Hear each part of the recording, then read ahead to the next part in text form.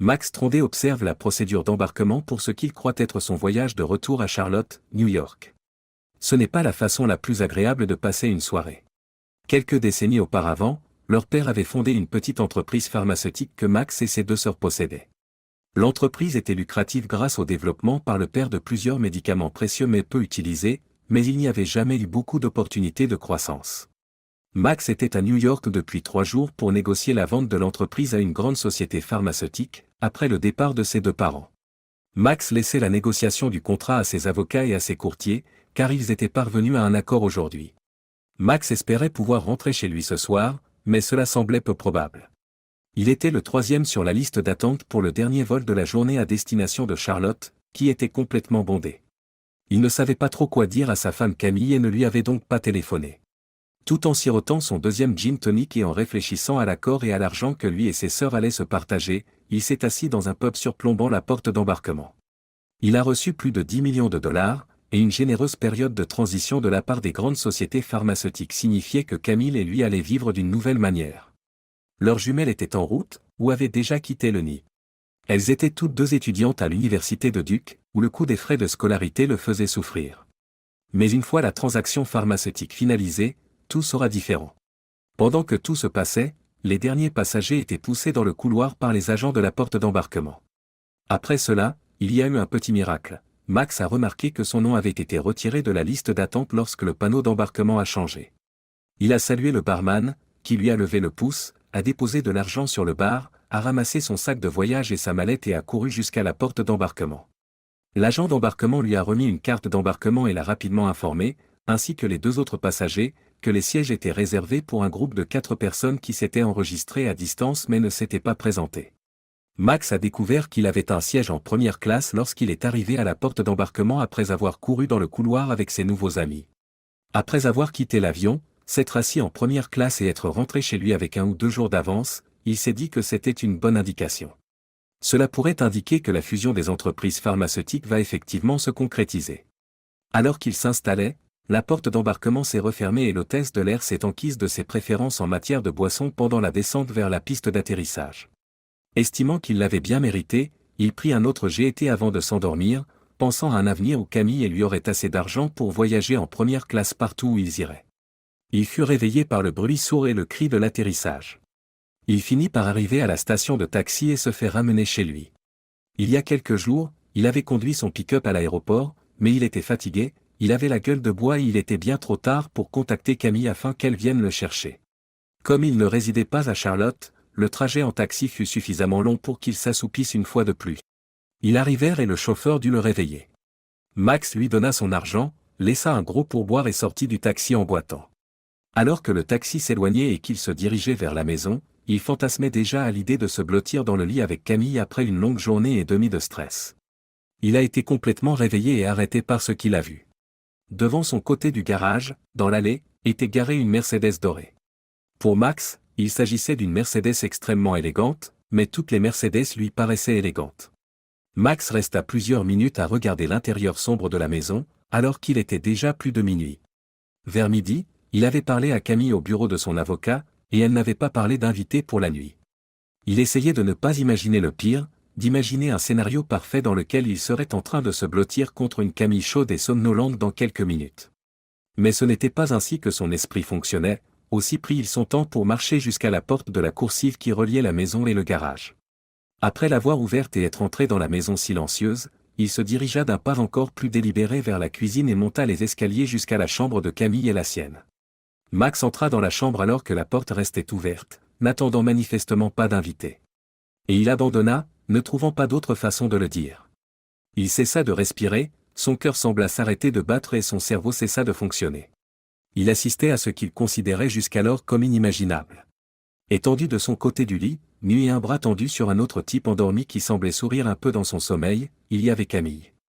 Max eut l'impression de rester ainsi indéfiniment. Mais au bout d'un moment, son esprit revint à la normale. Il comprit pourquoi il souriait dans son sommeil en jetant un nouveau coup d'œil à Camille, qui serrait l'homme dans ses bras. Ils ronflaient tous les deux. Max en fut attristé. Jusqu'à ce soir, il avait aimé écouter Camille ronfler. Max avait l'impression qu'elle ronronnait presque quand elle dormait. Comme ils partageaient le même lit, il supposait que ces ronflements signifiaient qu'elle était en sécurité et qu'elle dormait profondément. Ce doux ronronnement dans ses oreilles était devenu plus d'une fois son son préféré dans son sommeil. Mais pas maintenant. Il s'est juré de ne plus jamais s'allonger à côté d'elle et de l'entendre ronfler. Malgré son cœur brisé, Max commença à réfléchir. Il remarqua les vêtements bien rangés de l'homme qui reposait sur une chaise que Max avait occupée pendant d'innombrables heures. Max commençait à ressentir une colère brûlante en lui. Après avoir retiré les clés de la voiture et le portefeuille, il ramassa le pantalon et prit un moment pour réfléchir. Il avait choisi d'appeler cet homme « Jerk » car il pouvait le battre avec une raquette de tennis qu'il avait sortie de l'armoire de la chambre. De plus, il pourrait vaincre Camille. Bien que ces deux options puissent gratifier Max à court terme, elles pourraient le mettre en grave danger plus tard. Une autre idée commençait à prendre forme et il sortit son téléphone portable pour prendre des images accablantes.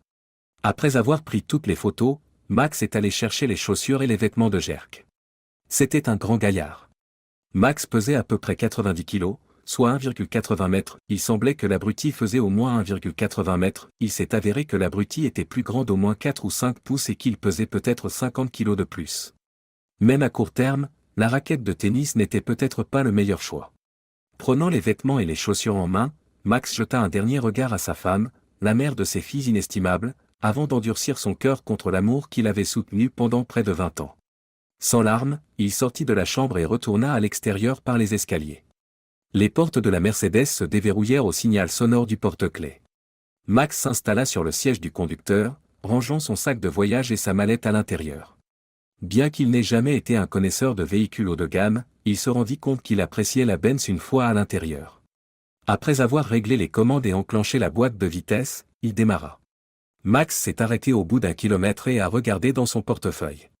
Il contenait de l'argent liquide, des cartes de visite l'identifiant comme Franklin Thompson, vendeur principal chez un concessionnaire Mercedes voisin, et un permis de conduire avec une adresse à Charlotte. Max se dit qu'il pourrait lui attirer de sérieux ennuis, et peut-être même à Camille si son amant avait de la famille dans cette ville. Cependant, Max était fatigué et s'est rendu dans un motel local pour la nuit. Camille Trondé était très discrète. Bien que consciente qu'elle n'était pas aussi intelligente que son mari Max, elle avait laissé sa liaison avec Franklin Thompson se poursuivre pendant près de 5 mois sans éveiller ses soupçons. Le lendemain matin, au lit avec Franklin, elle se demande si Max n'est pas resté à New York. Il n'était peut-être pas aussi génial que Max au lit, mais en dehors, il était encore très beau. Elle pensait qu'il était temps de mettre un terme à cette liaison, estimant qu'il ressemblait trop à un vendeur de voitures. Comme les joueurs de football qu'elle avait aimés à l'université, elle admirait la taille de Franklin. Cependant, Franklin devenait trop suffisant. Elle a cédé à son désir de passer la nuit chez lui, mais c'était la dernière fois qu'elle le faisait. Même si Max ne savait rien, elle trouvait insultant d'avoir un homme au hasard dans leur lit conjugal alors qu'elle avait l'intention de passer le reste de sa vie avec lui. Il a sonné, le réveil. À 7 heures du matin, c'était l'heure de leur dernière et brève partie de jambes en l'air avec Camille sur le dessus avant qu'ils ne se douchent et partent au travail. Plus tard dans la journée, elle appellerait Franklin pour lui dire que leur liaison était terminée, d'une manière ferme mais douce. Elle est ensuite allée prendre une douche. Lorsque Franklin est revenu de la douche dans la chambre d'amis, elle s'habillait dans la chambre et il avait une serviette autour de sa taille. Après s'être arrêté un moment, il lui a demandé. « Camille, où as-tu déplacé mes vêtements ?»« Quoi ? Je ne les ai déplacés nulle part. »« Où les as-tu mis hier soir ?»« Là, sur cette chaise. »« Mais ils ont disparu. »« Tu les as emmenés dans la chambre d'amis ? » ?»« Elles doivent être ici quelque part. » Il recula dans le couloir jusqu'à la chambre d'amis, murmurant « je » avant de se retourner. « Non, ils ne sont pas ici, ils ne sont pas là, ils sont. » balbutia-t-il en tentant d'expliquer la disparition de ses vêtements.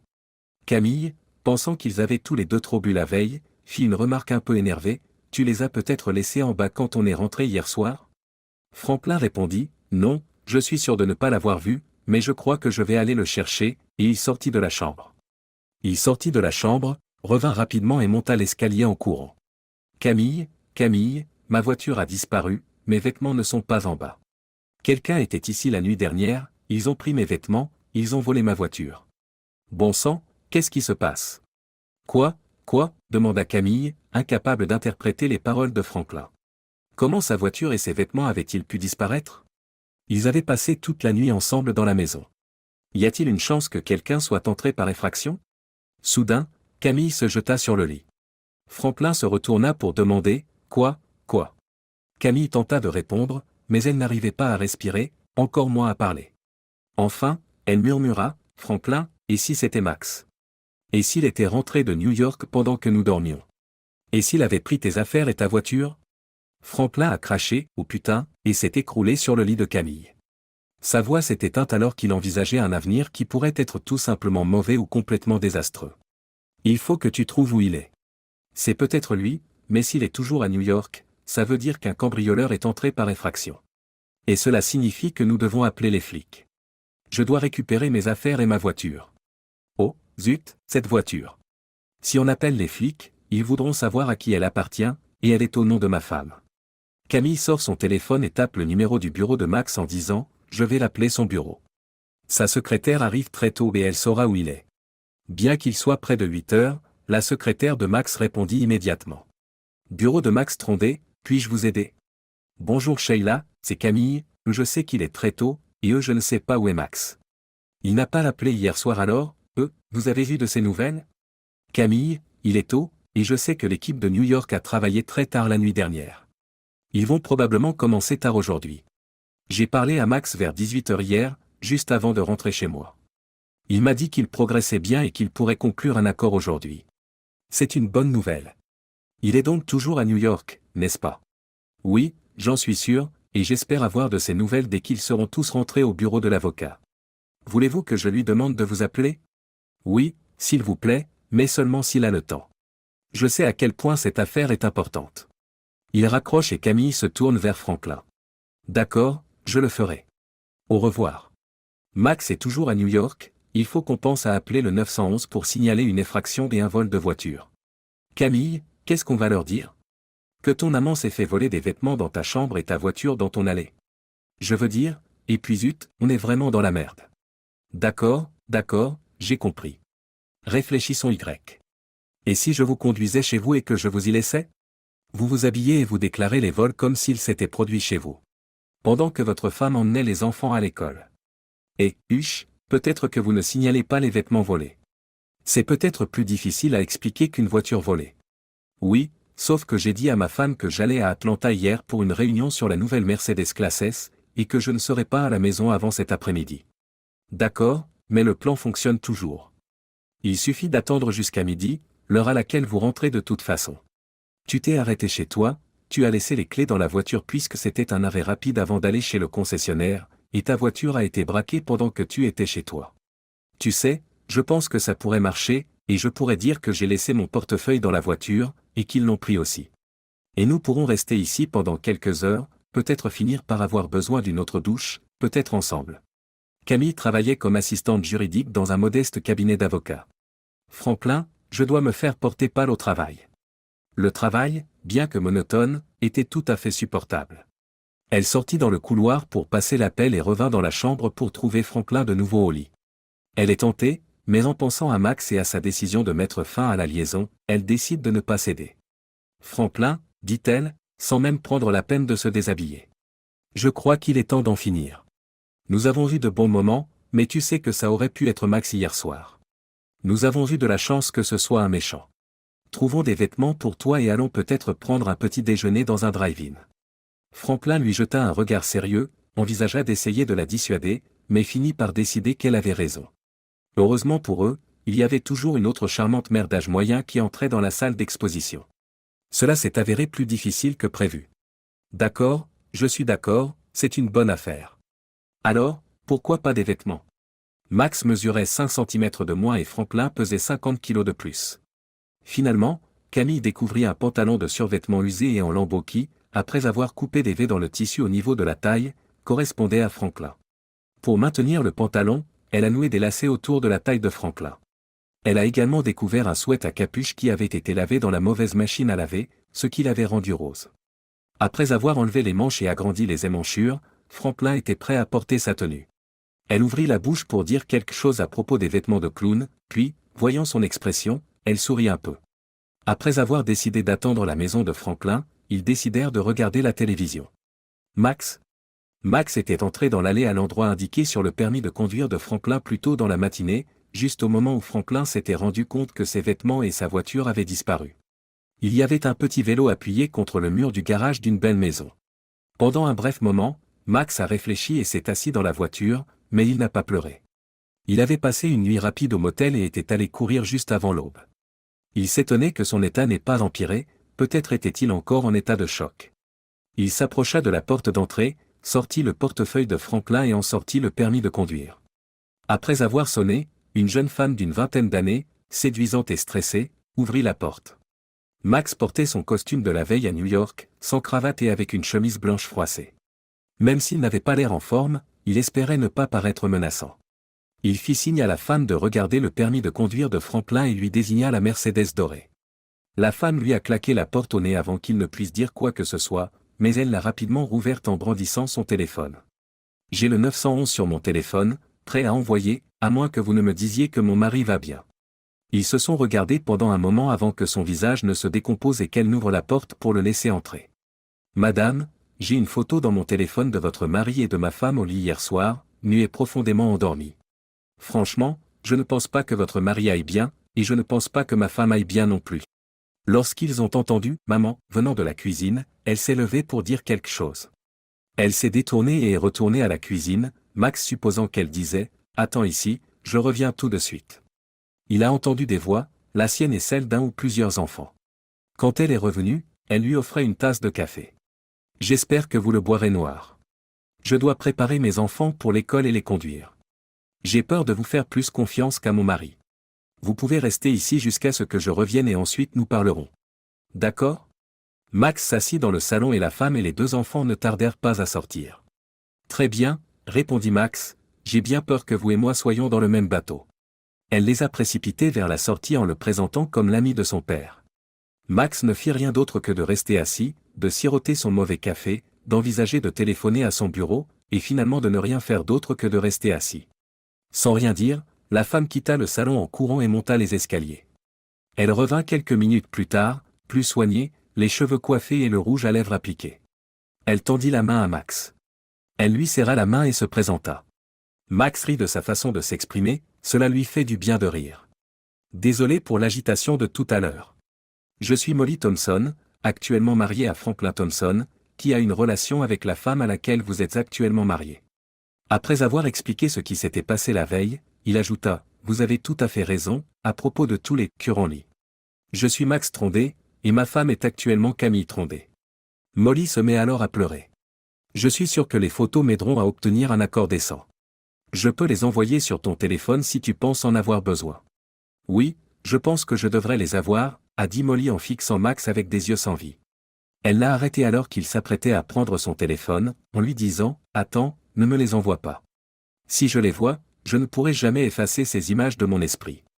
Garde-les et si j'en ai besoin, je t'appellerai. »« D'accord ? » ?»« Bien sûr, » répond Max, avant d'ajouter « Je ne vais peut-être plus occuper mon emploi actuel très longtemps et je ne vais certainement plus vivre dans ma maison actuelle.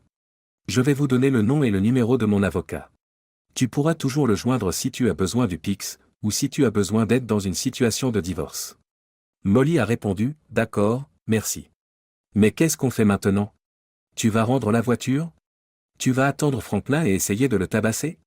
Tu l'as vu ? Tu as pu voir que c'est un type assez costaud, même s'il a un peu grossi. Il était censé se rendre à Atlanta hier pour une sorte de réunion sur les voitures et y passer la nuit.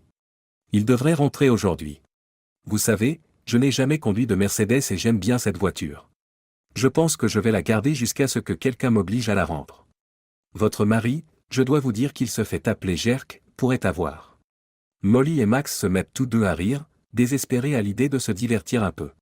Molly a déclaré « La voiture est en fait à mon nom. » Max a aimé cette idée mais est resté silencieux car Molly était manifestement encore en train d'élaborer un plan.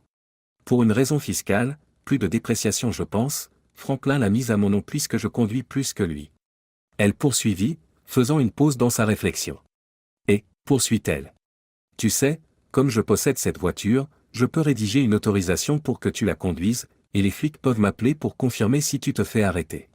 Autre chose, nous avons eu beaucoup de cambriolages dans notre quartier ces derniers temps. Vous avez les clés et les vêtements de Franklin. Si la clé que nous gardons cachée dans l'arrière-cour n'est plus là quand il arrive, il pourrait essayer d'entrer par effraction. Et si notre système de sécurité est en alerte instantanée, il pourrait attirer l'aide de la police. Molly, je crois que je suis en train de retomber amoureux. Tu es magnifique. D'accord, d'accord, calmez-vous. Franklin peut attendre que les enfants et moi soyons rentrés de l'école cet après-midi pour revenir. Mais je peux aller les chercher et aller dans un parc pendant un moment. Cela lui donnera plus de temps pour s'attirer plus d'ennuis qu'il n'en aura quand je le verrai. Quoi qu'il arrive, tiens-moi au courant, surtout s'il a des ennuis avec la police. Et appelle-moi quand tu auras besoin de récupérer la voiture. Je ne veux pas que vous ayez des ennuis. Max est parti dans l'élégante Mercedes dorée en disant « Je le ferai ». Maintenant, il faut que vous partiez d'ici, et moi aussi. Il se demanda combien coûterait une voiture similaire, dans une meilleure couleur. Il s'attendait à ce que Molly aille chercher la clé secrète, mette l'alarme et passe le reste de la journée comme elle lui avait donné le papier d'autorisation. Franklin et Camille. Ce jour-là, à midi, Camille et Franklin se rendirent à la résidence de Franklin. Après l'avoir déposé, Camille est partie aussi vite qu'elle le pouvait, comme si elle voulait éviter une nouvelle contamination. Franklin s'est approché de sa porte d'entrée, craignant que Molly ne soit à la maison mais espérant aussi qu'elle soit déverrouillée. Naturellement, elle était verrouillée, et il fit rapidement le tour de la maison jusqu'au rocher de l'arrière-cour où ils avaient entreposé une clé supplémentaire. Mais le rocher avait disparu.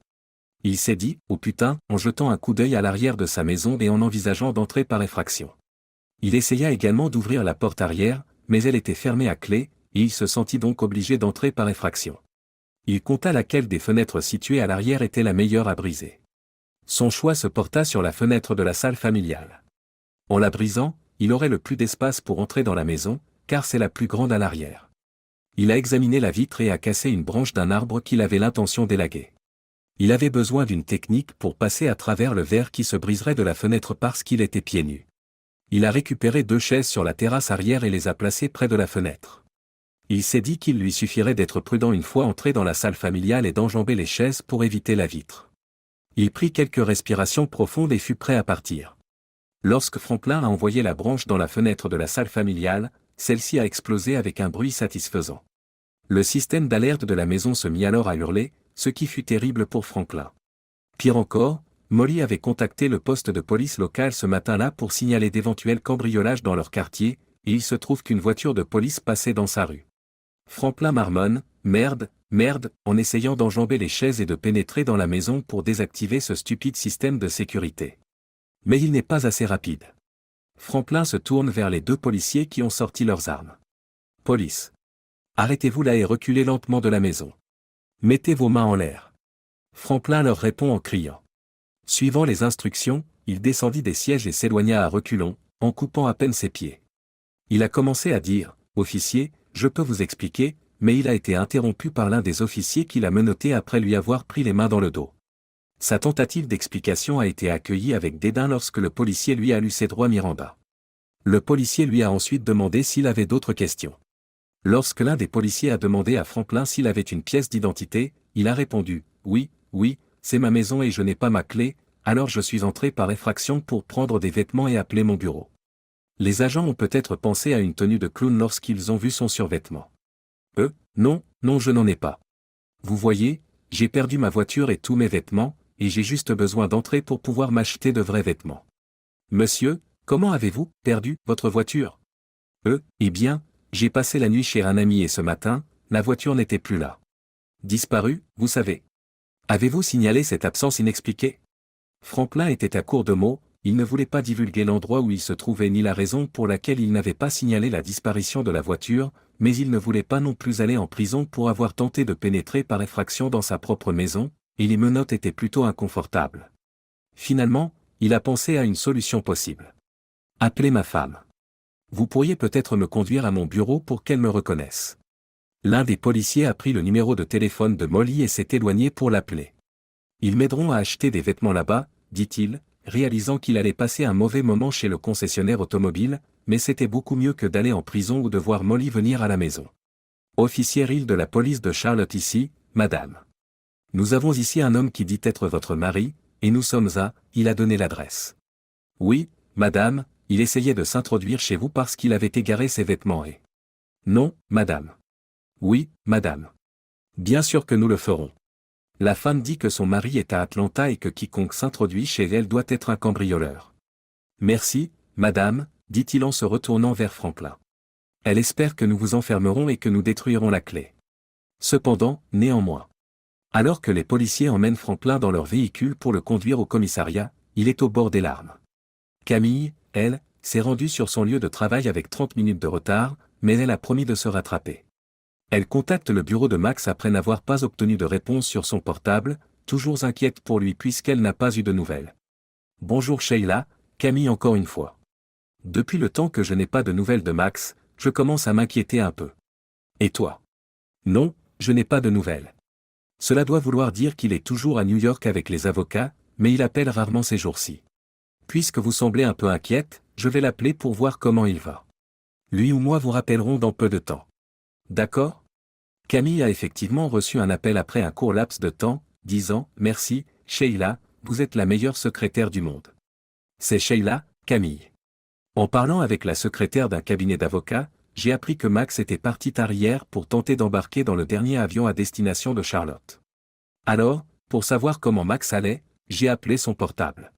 Après avoir parlé, il m'a demandé de vous faire savoir qu'il vous rappellera plus tard. D'accord? Alors que Camille se déconnectait, un serpent commença à grandir au creux de son estomac. Merci, Sheila, merci, dit-elle. Max? Après avoir raccroché avec Sheila, Max conduisit la Mercedes dorée chez un nouvel avocat, un avocat spécialisé dans les divorces que Fred Thomas, son avocat d'affaires de longue date, lui avait recommandé. Max avait confiance en son avocat, et il pensait pouvoir faire confiance à son nouvel avocat également. Trondé, pourriez-vous vous asseoir? La réceptionniste lui dit, Madame Reinhardt sera à vous dans un instant. Il s'assit, se sentant un peu plus à l'aise dans le bureau de l'avocate, meublé avec goût mais sans ostentation. Avant qu'il n'ait eu le temps de s'inquiéter davantage, une femme d'une 50aine d'années, un peu corpulente, aux cheveux manifestement teints en rouge, entra dans la salle de réception. Je m'appelle Anna Reinhardt, dit-elle en se levant et en faisant un signe de tête à Max. Je devrais prendre le plus grand soin de vous, m'a dit Fred au téléphone. Parlons de votre situation dans mon bureau. Je vais vous faire visiter. Max l'a suivi dans un bureau agréable, mais pas luxueux, accepta un café de la réceptionniste et commença à raconter son histoire, en passant sur la partie Mercedes, bien qu'il soupçonnât Anna de la trouver amusante, à propos de la découverte d'une femme infidèle, du désir de divorcer et de la volonté de protéger ses biens, en particulier le produit de la vente de la société de ses sœurs et de la sienne. Cela ne vous dérange pas que je vous appelle ainsi, Max, dit-elle, et je m'appelle Anna, ce à quoi il répondit par un signe de tête. La bonne nouvelle, enfin, une certaine bonne nouvelle, compte tenu de votre situation, est que vos actions sont considérées comme des biens séparés parce que, selon Fred, vous et vos sœurs étiez propriétaires de l'entreprise avant votre mariage avec votre femme. En d'autres termes, ni les parts de votre entreprise, ni les revenus des ventes n'appartiennent à votre femme. Toutefois, vous devez conserver les actions et le produit de la vente séparément de tout compte commun que vous pourriez détenir avec votre épouse. C'est logique? Je pense que oui, mais qu'en est-il de notre maison, de nos fonds de retraite et d'autres choses similaires? Ce n'est pas une très bonne nouvelle pour vous. Vous devrez payer une pension alimentaire pendant quelques années, car votre salaire est nettement plus élevé que le sien. Si nous augmentons la pension alimentaire, nous pourrons probablement éviter de faire des versements à partir de notre compte de retraite. Bien que cela puisse paraître désagréable, l'inconfort temporaire est généralement préférable au fait de devoir distribuer vos fonds de retraite dans plusieurs dizaines d'années. Pas de pension alimentaire pour les enfants puisque vos enfants vont à l'université. J'en déduis que vous acceptez la responsabilité des coûts restants liés à leur éducation. C'est bon, je suis d'accord. Qu'en est-il de la maison? Vous et votre conjoint devez choisir vos désirs. Vous pouvez choisir de vous racheter l'un l'autre à la valeur estimée actuelle, ou vous pouvez choisir de la vendre et de partager les revenus. Je ne suis pas du tout intéressé par la maison après ce que j'ai vu hier soir. Comme je doute que Camille soit en mesure d'acheter ma moitié, je suppose que je vais devoir vendre. D'accord, je vais rédiger les documents de cette manière. La demande de divorce étant un formulaire très conventionnel, je peux la préparer pour que vous l'examiniez demain, ou plutôt si vous le souhaitez, afin que nous puissions la lui signifier dans l'après-midi. La semaine prochaine, une proposition d'accord pourra être faite. Waouh, c'est allé plutôt vite. Eh bien, Monsieur, écoutez-moi, Max, Trondé. Peut-être que vous et votre conjoint avez l'occasion, peut-être qu'une thérapie ou même une petite période de temps pourrait vous aider. Pas du tout. Non, tout ce que je vis, c'est un choc. Il y a moins d'un jour, j'étais enthousiaste à l'idée d'annoncer à ma femme la bonne nouvelle de la vente de l'entreprise et j'avais hâte de rentrer chez moi. Et me voilà assis, discutant de la possibilité de divorcer. Cependant, vous devriez continuer. Je trouverai une solution. D'accord, mais si vous changez d'avis, appelez-moi et nous pourrons nous arranger. Max lui versa un acompte et sortit de son bureau. Ce faisant, il s'interrogea un peu sur la situation entourant l'abruti qu'il avait vu la veille, ce qui lui rappela qu'il avait déjà dit à sa secrétaire qu'il appellerait Camille. Camille. Bonjour, dit Camille en répondant au téléphone dans sa salle de travail au cabinet d'avocat. C'est Max, Camille.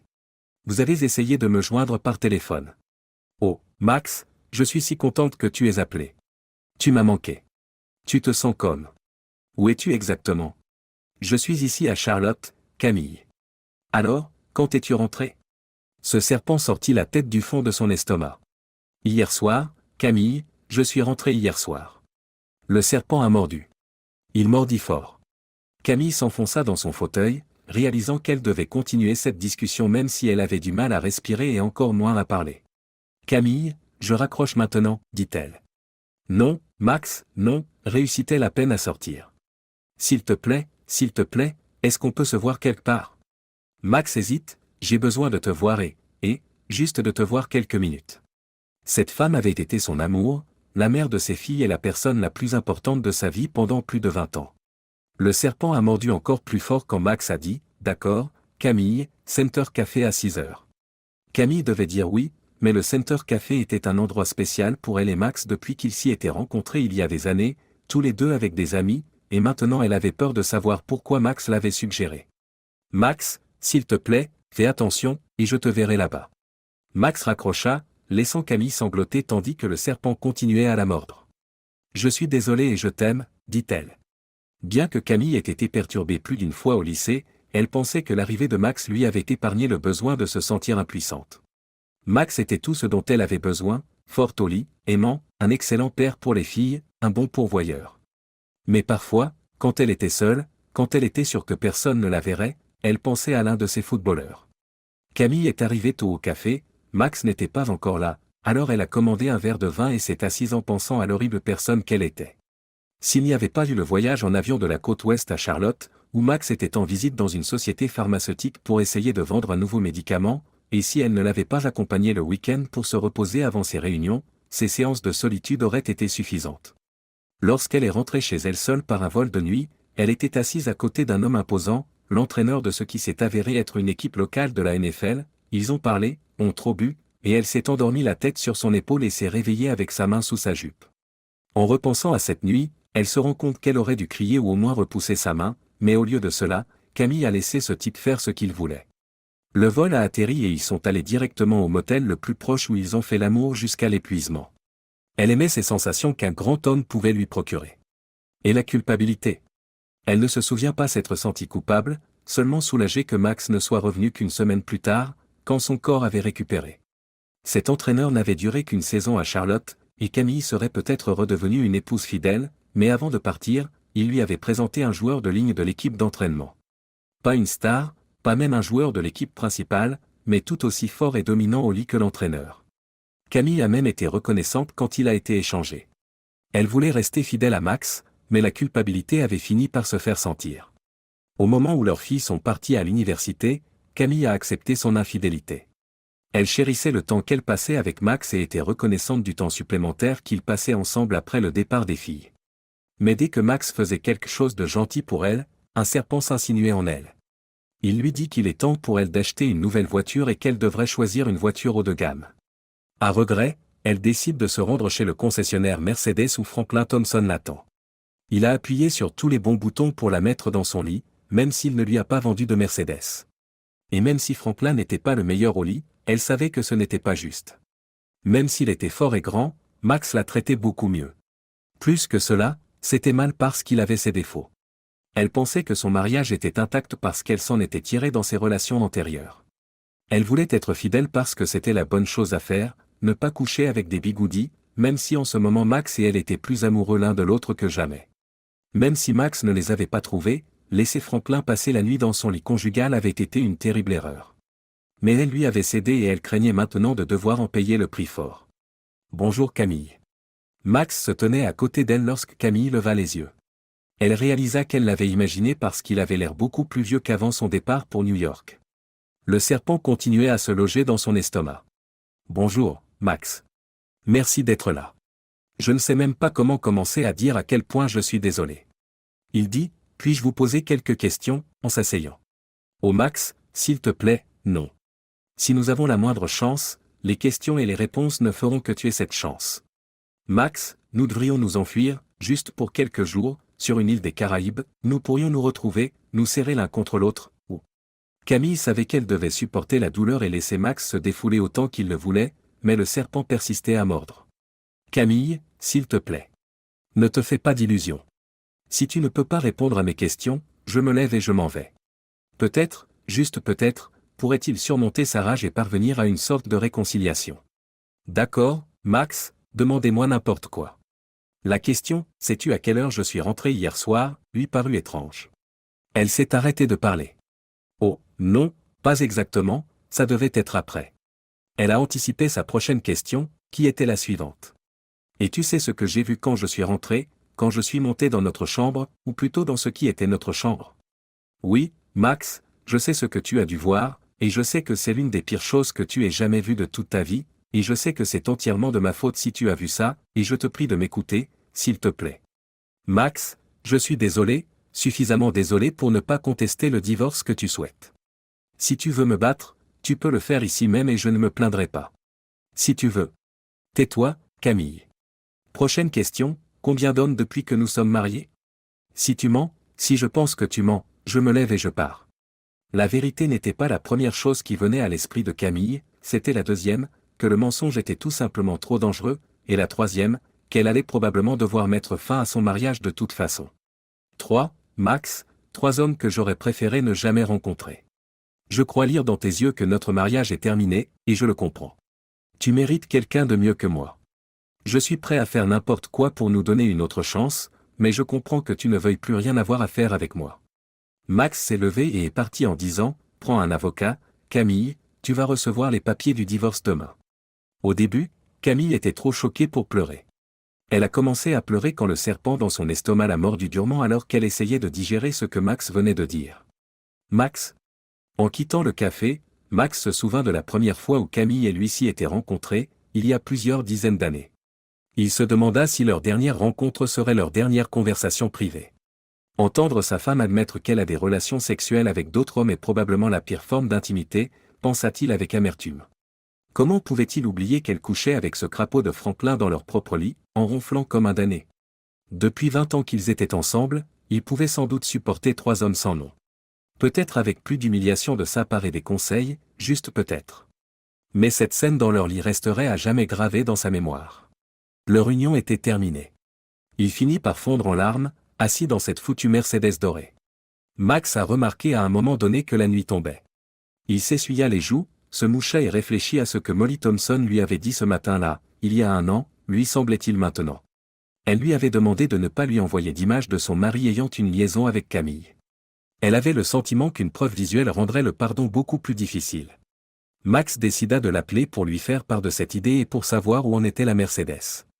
« Bonjour », dit Molly en décrochant le téléphone de la maison.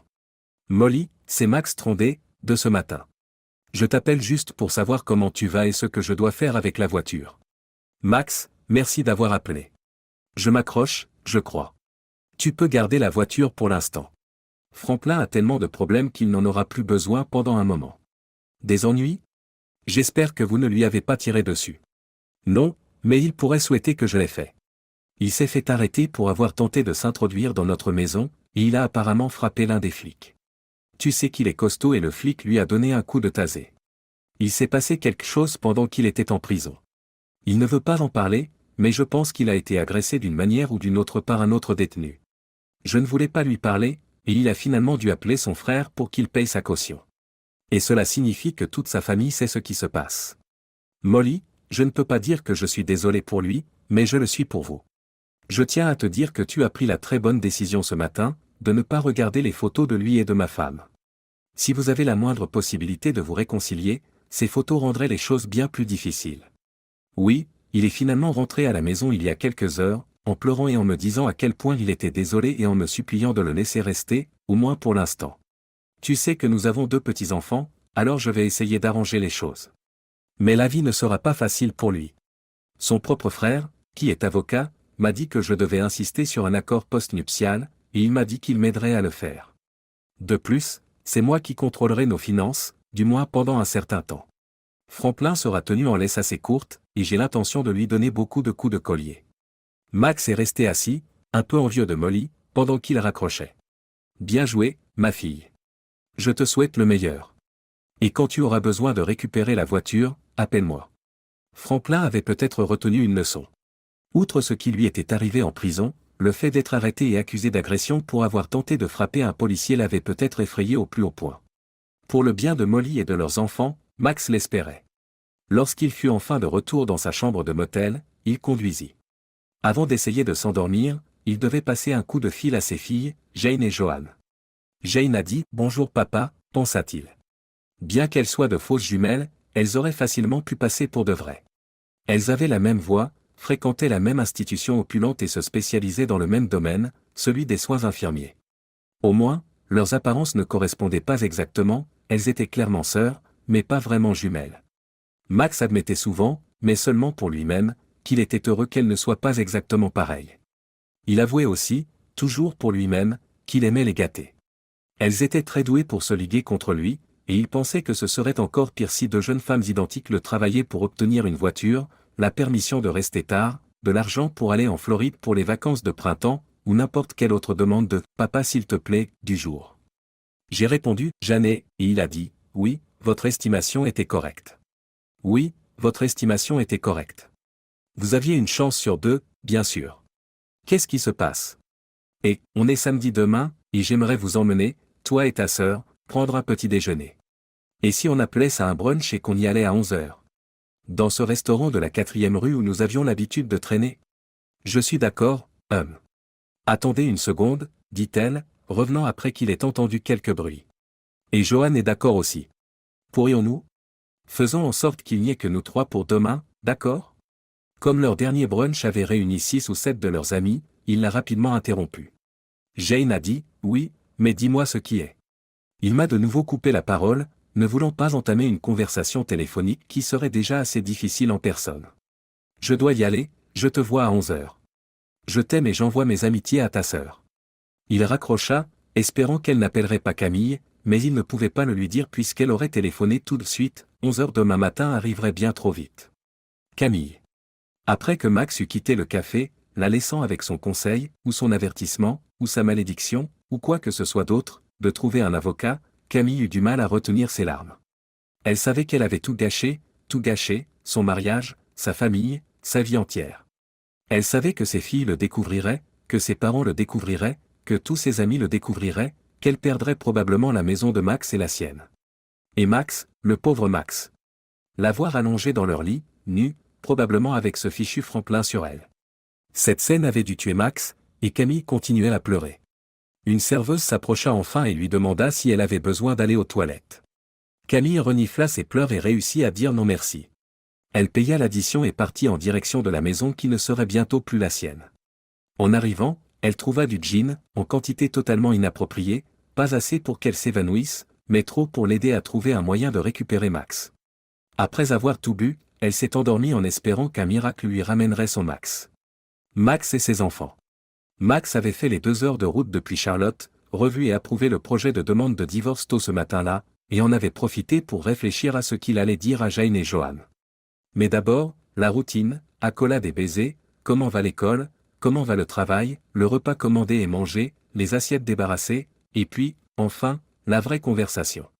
Le lendemain matin, à 11 heures, Max est assis au bistrot lorsque ses filles entrent. « Papa, tu as l'air malade, et nous savons que quelque chose ne va pas, » dit Joanne. « Es-tu ici, par exemple, pour nous annoncer que tu as un cancer? Et si c'est le cas, qu'est-il arrivé à maman? » Les filles, oui, j'ai de mauvaises nouvelles, mais ce n'est rien de physique, personne ne va mourir et... C'est maman, dit Jane brusquement. Elle a fait quelque chose de très grave. Est-elle en train d'enlever l'un des avocats de sa société, pour l'amour du ciel? Un physique jeune et musclé que Joanie ou moi devrions poursuivre. Les 2 filles éclatent de rire, décontenancées par cette idée ridicule, jusqu'à ce qu'elles s'aperçoivent que cela n'amuse pas leur père. Papa, non, non, pas maman, pas. Joanne n'osait pas dire ce qu'elle pensait. Mesdames, écoutez attentivement ce que j'ai à dire. Votre mère vous a trompé, oui. Elle ne vous a peut-être pas trompé, mais elle m'a trompé. Les filles se sont levées et ont essayé de serrer leur père et leur compagne dans leurs bras, mais Max s'est mis à sangloter à son tour. Oui, c'est vrai, papa, a répondu Johan, les yeux pleins de larmes.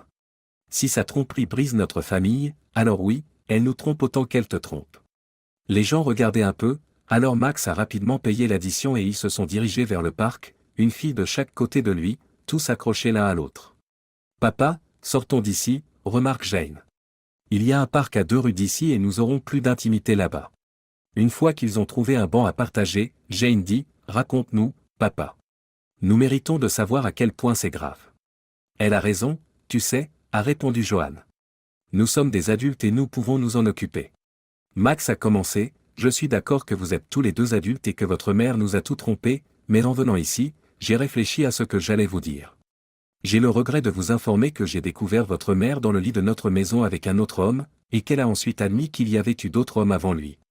Ils ont tous pleuré à nouveau, puis le silence s'est installé alors qu'ils réfléchissaient tous à la nouvelle et à leur avenir, suivi de « Je pense que je suis encore sous le choc, mais je sais que votre mère et moi ne pouvons pas nous en remettre. J'ai déjà parlé à un avocat spécialisé dans les divorces et votre mère va se voir signifier une demande de divorce dans la journée. Les filles, même si c'est grave, vous devez vous concentrer sur vous-même et sur votre travail scolaire. Il y a beaucoup d'argent pour couvrir votre dernière année ici à Duke. Et si l'une d'entre vous ou les deux veulent faire des études supérieures, je pense pouvoir trouver de l'argent pour les financer également. Mais il y a une contrepartie. Ils le regardent tous les deux, que veut-il dire? Je suis heureux de payer tes études, mais j'attends de toi que tu travailles dur et que tu aies de bonnes notes. Oui, ce que votre mère a fait rend la concentration sur l'école plus difficile, mais vous m'avez dit que vous étiez des adultes, et les vrais adultes, les personnes matures et disciplinées, peuvent gérer ce genre d'adversité. N'est-ce pas? Elles se sont regardées et ont commencé à pleurer tout en se serrant à nouveau dans les bras. Jane avait l'air sérieuse, mais Johan lui donnait la confiance qu'il avait besoin d'entendre. Oui, oui, papa, tu es le meilleur, et nous ne te laisserons absolument, positivement, pas tomber. Papa, Johan a raison, nous ne te laisserons pas tomber. Mais qu'en est-il de toi? Est-ce que ça va aller? Qu'est-ce que tu vas faire? En ce qui me concerne, ce qu'a fait ta mère m'a pratiquement anéanti. Je pourrais me cacher dans un trou et juste, tu sais, souffrir, m'apitoyer sur mon sort, essayer de trouver un moyen de me réconcilier avec ta mère, mais j'ai réalisé que ce n'était pas prendre soin de moi. Tout d'abord, je veux que vous sachiez tous les deux que ce que vous avez dit ne me surprend pas du tout. Je sais que vous continuerez à bien travailler à l'école et je continuerai à être fier de vous. Je me suis occupé d'autres personnes tout au long de ma vie d'adulte. Lorsque j'ai commencé à travailler dans l'entreprise de tes grands-parents, je m'occupais d'eux. Après leur décès, je me suis occupé de mes sœurs parce qu'elles avaient des parts dans l'entreprise, et ensuite, je me suis occupé de votre mère et de vous tous. J'ai l'impression de me plaindre, mais ce n'est pas le cas. Je suis libre de ne plus m'inquiéter pour mes sœurs parce que l'entreprise va bientôt être vendue. Camille n'est plus avec nous. Et à vous tous, je vous jure que je serai ravi de m'occuper de vous et de vous aider à commencer votre vie d'adulte. C'est quoi, alors? Dans ma vie, les femmes ont été 2 home runs sur 3. Ce n'est pas du tout terrible. Il ne reste plus que moi. Et vous savez quoi? Je considère cette histoire de tromperie et de divorce non pas comme la pire chose de ma vie, mais comme la chance d'une nouvelle vie. Une toute nouvelle vie consacrée à prendre soin d'une seule personne, moi. D'accord? Papa, vraiment? Je veux dire, si tu penses vraiment ce que tu dis, c'est super, a répondu Johan. Jane était un peu plus dubitative. Papa, qu'est-ce que tout cela signifie vraiment? Une nouvelle vie? Quoi, travailler pour une autre société pharmaceutique? Acheter une ferme? Quoi? Bonne question, et j'ai en fait une bonne réponse. Je n'ai pas encore de détails, mais cette nouvelle vie sera physique, je vais courir des marathons, escalader des montagnes, traverser l'Atlantique à la voile, faire des randonnées dans les Alpes, faire des safaris. Il y a 1 million de choses à faire. Et vous savez quoi? Pendant que je fais ces choses, je pourrais rencontrer une jolie femme qui fait la même chose, et qui sait? La bouche ouverte, les 2 filles le regardent et disent, bon sang, papa, c'est incroyable. Ce n'était pas un étalon aventureux, c'était leur père. Tu as vraiment imaginé tout ça en venant de Charlotte, répond Jane. Après avoir embrassé ses filles une dernière fois et versé quelques larmes supplémentaires, Max a dit, eh bien, oui, en partie, mais aussi, je n'ai pas beaucoup dormi, et mon esprit a tourné en rond, avec différentes idées. Je pourrais commencer à boire et à m'apitoyer sur mon sort, mais au lieu de cela, je vais tirer le meilleur parti de ce gâchis. Croyez-moi, je vais m'en sortir. Max est ensuite reparti en voiture vers Charlotte. Toujours au volant de la Mercedes dorée. Camille et ses filles. Les filles ont appelé leur mère dès que Max a franchi la porte. Le téléphone de la maison des Trondé a répondu à une voix rauque. Johan appuya sur le haut-parleur de son portable. Maman, c'est Johan et Jane. Nous venons de prendre un brunch avec papa, et il nous a annoncé une terrible nouvelle. Qu'est-ce qu'il vous a dit? Eh bien, le divorce était le grand mot, et votre tricherie en était la cause. Papa nous a donné un peu plus de détails, mais c'est à peu près tout. C'est vrai? Oh, les filles, c'est compliqué. Votre père et moi sommes mariés depuis longtemps, et cette erreur. Oui, j'ai fait une grosse erreur, enfin, plus d'une en fait, mais je suis sûr qu'on peut dépasser ça. J'ai juste besoin de donner à votre père un peu de temps pour. Maman, s'écrie Johan, écoute. Papa a parlé de divorce. Il ne parlait pas de réparer une erreur. Maman, il parlait de tromperie. Oui, techniquement, il a raison. Mais cela ne veut pas dire qu'on ne peut pas arranger les choses. Je lui ai dit que je ferais n'importe quoi. C'est au tour de Jane d'intervenir. Maman, je pense que tu te fais des illusions. Il nous a dit qu'il avait déjà vu un avocat spécialisé dans le divorce. Il a vraiment l'air de penser qu'il n'y a pas de retour possible pour vous deux. Johan et moi ne voulons pas prendre parti, mais tu dois être réaliste. La personne à l'autre bout du fil était torturée. Jane et Johan échangent un regard. Fallait-il aller à Charlotte en voiture? Enfin, Camille dit à voix basse, je sais. Je sais. Je sais que j'ai tout gâché, que j'ai ruiné mon mariage. Je pense que ton père me déteste, et il a raison. J'ai fait des choses détestables. Votre père m'a dit de prendre un avocat, et il a raison sur ce point aussi. Je suis désolé, les filles. Je sais que c'est terrible pour vous aussi. Johan a dit, maman, ne t'inquiète pas pour nous. Nous allons nous en sortir, et je sais que papa fait de son mieux. Tu dois prendre soin de toi. Prendre un avocat semble être une bonne idée. Jane et moi pouvons aller à Charlotte si tu en as besoin. Elles ont raccroché, les filles ne sachant toujours pas quoi faire. Merci les filles, c'est gentil. Ça va aller. J'ai juste besoin d'un peu de temps pour me faire à ce que j'ai fait. Elles parlèrent encore un peu, et décidèrent finalement de ne pas rentrer à la maison, mais de laisser les parents s'occuper de leurs problèmes respectifs sans que leurs filles n'interviennent. Tu sais, observe Johan, c'est drôle, d'une manière pas drôle, nous sommes plus inquiets pour maman, qui a causé tout ce gâchis, que pour papa. Un peu affolée par le gin de la veille et plus que déprimée après avoir parlé à ses filles, Camille s'assit dans la maison de Charlotte. Elle savait qu'elle devait se lever, s'habiller et quitter la maison. Elle s'est dit, fais quelque chose. Alors qu'elle songeait à aller chercher du gin, on sonna à la porte. Lorsque Camille ouvrit la porte, elle vit une jeune femme debout sur le seuil. On aurait dit qu'elle mâchait du chewing-gum. Camille dit, puis-je vous aider? Oui, madame. Êtes-vous Camille Trondé, épouse de Max Trondé?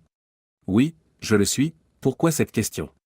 Madame, vous avez été assignée, déclare la femme en prenant la photo de Camille et en lui remettant un dossier contenant plusieurs documents.